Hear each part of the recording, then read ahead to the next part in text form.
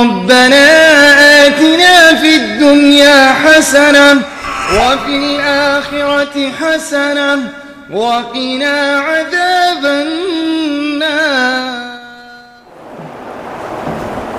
खुशगवार माहौल में और ख़ासकर किसी इदारा ही कहिए उसके इफ्तिताह के मौके पर, और जहाँ इतनी बड़ी बड़ी शख्सियत मौजूद हैं, मैं दो चार को जानता हूँ, ख़ासकर जनाब शेख डॉक्टर अमानुल्लाह साहब मदनी हैं, हमारे भाई साबिक़ वज़ीर जनाब सरफराज आलम साहब हैं, MP भी रह चुके हैं, पप्पू अज़ीम साहब हैं, हालांकि शायद उनसे एक दो बार मुलाकात है, वो नहीं पहचान पाएंगे। उनके अब्बा जब थे बाहयात, उनके घर पर जाकर के हम लोगों ने इफ्तार किया था। मीर अफजल साहब थे और डॉक्टर PK पोदार सर थे उस ज़माने में, जनता दल के समय में, और जनाब अब्दुल समद नदवी साहब, जनाब आए हुए सारे मेहमानान और हमारे साथ आए हैं जनाब इनामुल हक मदनी साहब। ये बहुत ही हिम्मत की बात है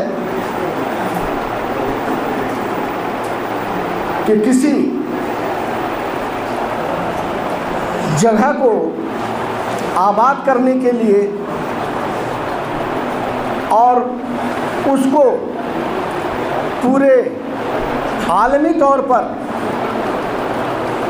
नक्शे पर लाने के लिए एक हिम्मत चाहिए, जिस हिम्मत को हमारे मौलाना मुफीजुद्दीन रियाजी साहब ने दिखाया और उस शेर को बिल्कुल साबित कर दिया कि कौन कहता है कि आसमान में सुराख नहीं होता, कौन कहता है कि आसमान में सुराख नहीं होता।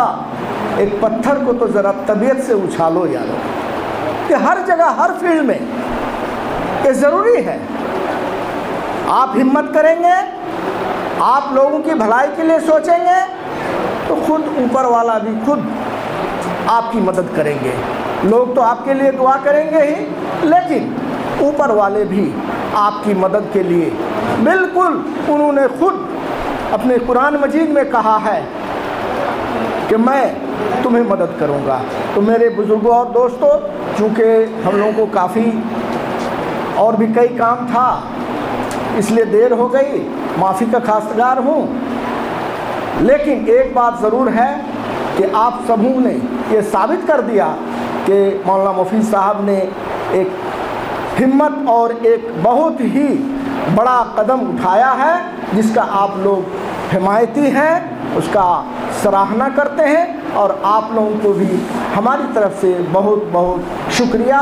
और अल्लाह उनके हाथों हम लोगों को और भी काम लेने का मौका दे। बस इसके साथ बहुत बहुत शुक्रिया।